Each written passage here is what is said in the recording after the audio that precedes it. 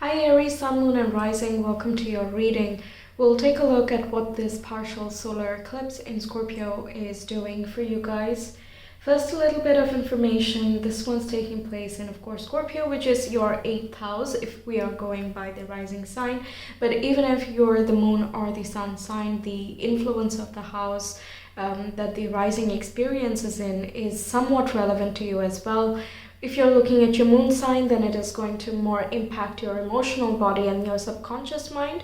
And if you're looking for your sun sign, then you are more at the core being impacted with this transit here. So now eclipses, they bring about triggers in the North Node and the South Node. So in this year, we are in the axis of Scorpio and Taurus. We already had 2 eclipses, lunar and solar, and now we're having the second round of this. So there will be some chapters that are being carried forward, like we're moving into the next phase of this ecliptic cycle that we have already begun. So if you want to check out what has been going on in the background and what is being trying to be created for you, then you can check out the eclipse videos that has been made for the previous months. In this one, we have some happy aspects and some disillusioning aspects that kind of shake us out of difficult circumstances or situations and mindsets that we have become very stagnant with.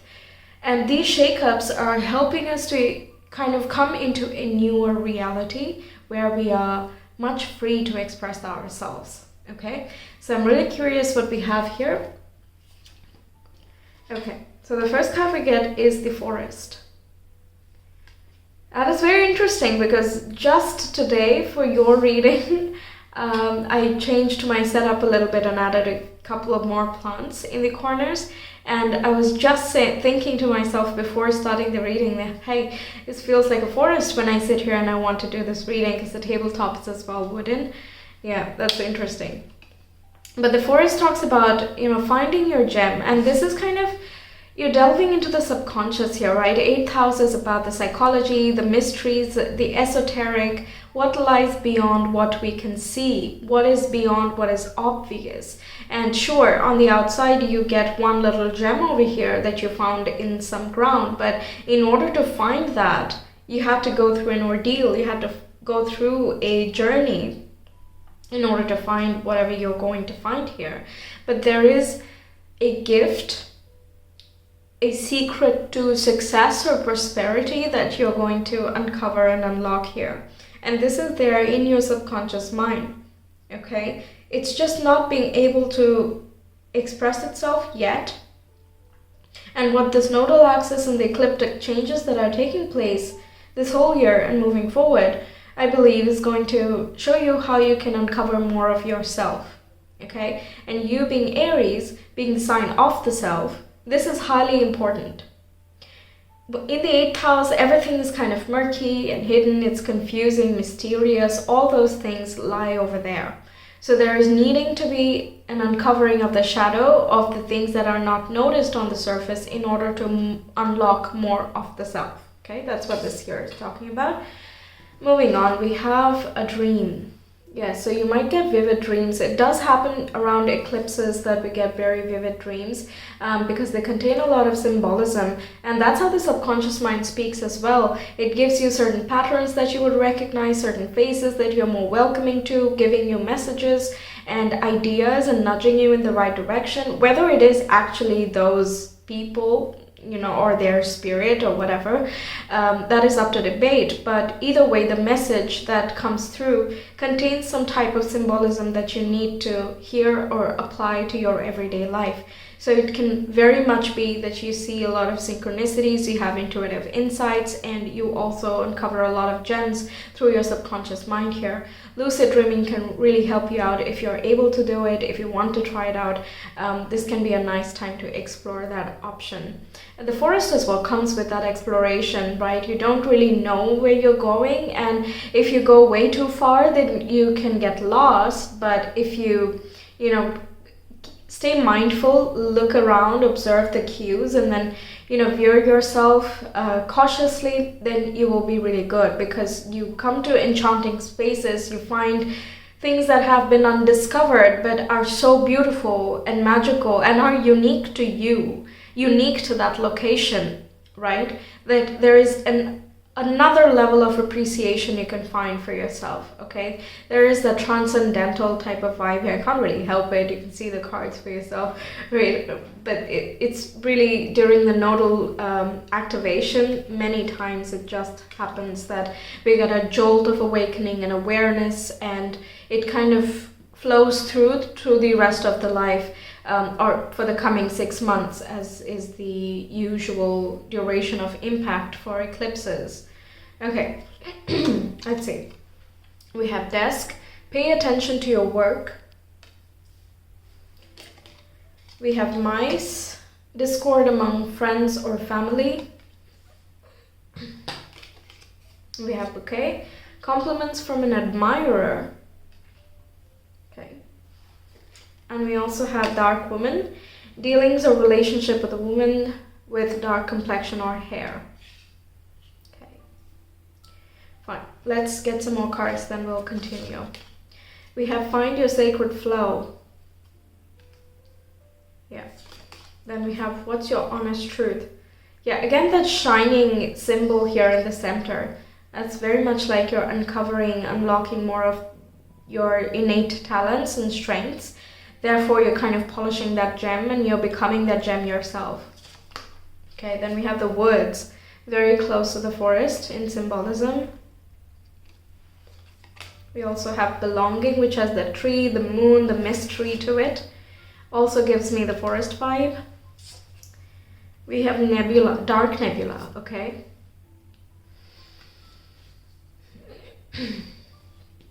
What else do we get? We have samadhi, which is a state of awareness and enlightenment. And we have dhyan, which is complete meditation such that you are fully absorbed in something. So it's kind of like you become your desires, not desires really, but you become one with what brings you fulfillment, if I can say that. Or you're not seeking something anymore, you're just being it, you know? It's kind of stepping up that vibe to match your manifestation, if I would explain it in some other words. But it's really becoming one with something, a craft, a passion, something that you've been striving for, trying to, you know, find your sacred flow, your rhythm, your form of expression, trying to find a success or a leeway in order to, you know, find your spot, sort of making your own space. Where do you belong? And you could have been met with opposition or discord, like it does not match with other people's desires or thoughts. It can be the community that you live in or the people that you interact with. They might not be heavily supportive of something that you're wanting to do, something that is your dream. And at the same time, you feel this tension within you that, but this is something that I need to. I feel like it is something unexplored at the moment. With the dark nebula here, it's kind of from the disturbances, from the clouds of illusion, from clouds of self-limitation as well. When we keep veering into it, we find that it's not a limitation to begin with. The more we learn about what is truthful to us, the more we flow with our intuition and go where the heart, the gut, and the intuition is taking us. What just feels right, you know, it just feels right. That's it. There is a feeling in this period here that you know what just feels right, and it is hard to shake it off, okay? And it is something that is a driving force for you. You have this renewal of primal instincts, and you're just spun into rhythm. With dhyan, that's what I feel, like you're just spun into that rhythm. You just go in that flow, and you are a cardinal sign, so you are action oriented. When you know, you just know you're gonna just go for it. There is no need to, you know, sit back and do nothing, right? So that's what is going to happen, but it is a deeper instinct, it's a deeper desire. There is such a primal drive that just makes you feel at home no matter where you are and no matter who you're surrounded by. It unlocks a different set of confidence that it's hard to describe. It's very peaceful. You're just very self-assured and you're self-balanced. You know where you're coming from because you are not a mystery to yourself anymore. You know who you are and you're discovering more and more about yourself. So it's like you have more faith in where you are headed. So it doesn't matter if it is difficult for the short term or that it goes against certain norms for the time being, because you're just recognizing what is very true to you. Okay? You're not feeling restricted. Instead, you're just... Many times I think that facing fears and insecurities is just going to keep us mourning in a corner, crying about something and just being devastated. But it's not like that. Like, sure, that is the initial point when we are highly not aware of something and that disillusionment just happens. Then yes, it is a little bit difficult in the beginning, but you move past that cloud because now you're just aware and you need to give things time to sink in. And as it sinks in, you find that that was liberating, that you needed that to come out, for that obligation to melt away, for that illusion to evaporate. So we have Mars in Gemini, which is squaring Neptune in Pisces, and Neptune is retrograde at this time. So that's where I have written that there will be unpleasant type of clarity, but this clarity is something that sets you free because it gives you a new area, a new path that you are going to venture into. And Mars is being activated here in this eclipse, which is your ruler. And therefore, pay attention to your mind, the words you hear, the community that is around you, the way that you relate to your environment, because that is really going to tell you about how you can proceed moving ahead. This eclipse is also going to trigger the square between Saturn and Uranus. They have been squaring on and off since 2021, December. And again, this eclipse is going to trigger it, which is the battle between the status quo and the freedom in the existing structures. We are trying to shake up and bring about changes in structure within ourselves, so our self-inhibitions as well. And through whatever is taking place in this eclipse, we're going to learn a lot more about that. Let's see what's going on with your tarot. We have Six of Cups. We have the Three of Wands. Yeah, okay. Then we have Six of Pentacles. Six of Pentacles. Then we have Eight of Pentacles. Okay, focusing on work, income. We have Knight of Wands. Then we have Two of Cups. Yes, that compliments from an admirer. Some of you can be getting together with someone. It can even be talking about meeting up with friends because we have Six of Cups. So reconnecting with people we have known for a while, or we share a sort of nostalgic connection. So meeting old friends or childhood friends, things like that can really happen. So there is a form of fun and enjoyment as well, along with doing all of this heavy stuff. Through that, there is, again, the Three of Wands is kind of having hope and optimism for the future. Six of Cups is also about learning from the past and then applying those lessons for the future. Therefore, you have a more positive outlook moving forward. Okay, then we have the Knight of Cups, which is also very connected with romantic life, but it doesn't have to. Knight of Cups, Two of Cups, Six of Cups, they can talk about creative work as well, something that puts you in flow. Knight of Cups can be someone who is very proactive, also the Knight of Wands, and they're able to express themselves in both cases. With the Knight of Cups, a little bit more emotionally, meanwhile the Knight of Wands is more fiery and passionate. So in this eclipse here, your passion and your emotions are being ignited, and you're able to unite the heart and flow with it without being afraid or held back by anything. And through that, you're meeting new people as well, and you're reconnecting with old connections, and you're establishing a lot of harmonious give and take with others, and also the work that you do, if you're more career focused, then this is talking about how you're putting in the work and you're receiving the results that you're expecting. You are in flow and in harmony with your environment and how much you're giving to others and how much you're receiving from. Okay, so that talks about healthy boundaries, and that kind of sets you free from the obligations. The Knights are very important to notice here, because they are very, again, action-oriented, right? And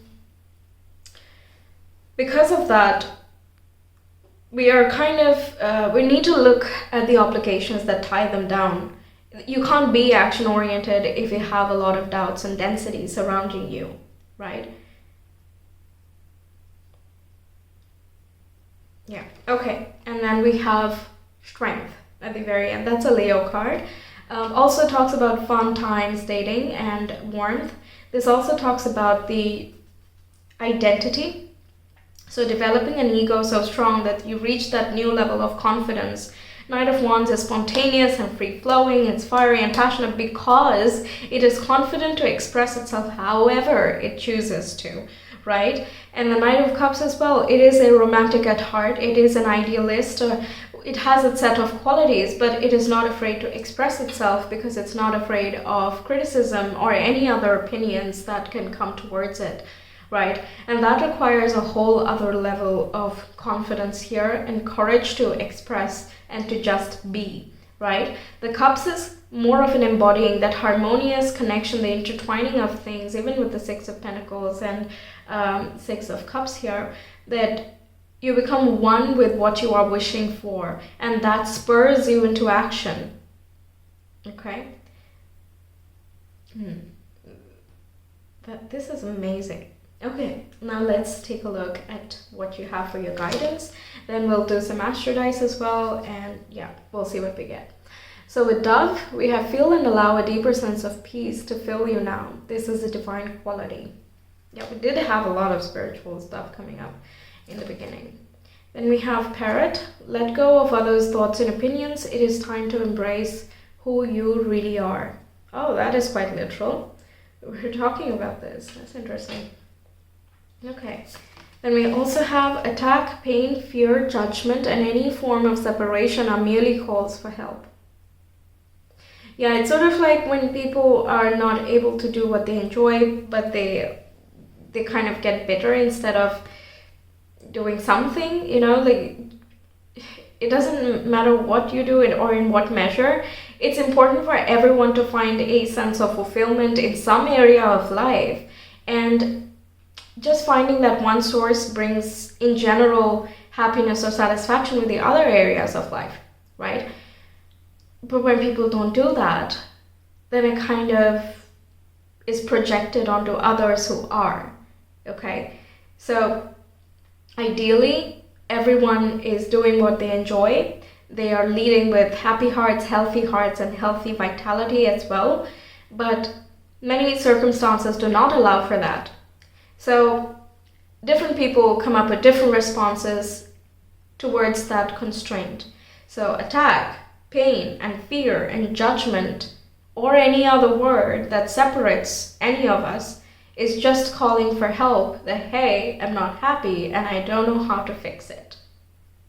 Okay, so it's sort of saying, don't take it to heart if you have critical people around you, or people who are criticizing your work for no good reason, or not offering you, constructive criticism or advice. Just let it be. First of all, it looks like you have many people, and that you can come across many people who will give you constructive advice. So if there are some people who just are not helpful at all or are not constructive at all, give them their time and be like, you know what, I forgive you, but I'm gonna go ask someone else because this was not helpful, right? And if you are so inclined, and these people hold some meaning to you, then just help them out in whatever way that is suitable to these people here, okay? It just depends how close you are with the people involved here. All right, then we have happiness is my birthright. Yeah, definitely. Oh my God, definitely. So you're just stepping into that vibe, I'm not gonna ask anymore. This is not a question anymore. This is just something that is. Happiness is my birthright, and therefore it is, you know, that's it, end of story. So you're not letting yourself hold you back. With all this mention of the heart and the vitality and the Leo as well rules the heart, by the way, and this optimism coming up, you're kind of stripping back all the things that are just not useful and that have not helped you. And you're moving towards the core of your being. And that unleashes you. It's a brave new world. Okay? Wow. Alright, let's see. Alright, Aries, someone rising. Additional advice. Messages.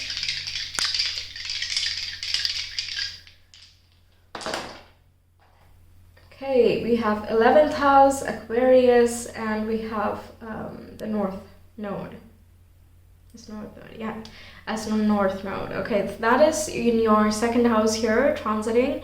And 11th house is where Aquarius sits, so that's double mentioning of humanitarianism, social media, following your hopes, dreams, and aspirations, innovating yourself, doing what is uniquely yours, individualizing, and also kind of maintaining an objective view of the world that we have instead of taking things personally. That's what this here is trying to teach you.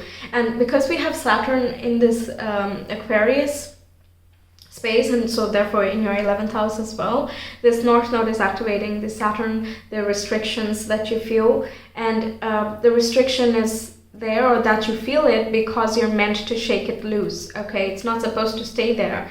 That's why it needs to first come into the consciousness. You should feel a little bit uneasy that, oh, I don't like this, and that's when we start thinking about, okay, how can I move out of this situation? And that will require you to make some creative and innovative choices, which you are fully capable of, because you're stepping into a whole new different version of yourself, which is much more authentic to who you are. It's just a whole other level. Okay, that's all I keep hearing. That's all that I keep emphasizing from the card 1 till the very end.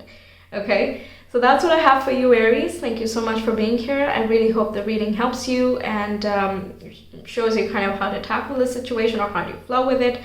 I wish you the very best. Until next time, take care. Bye.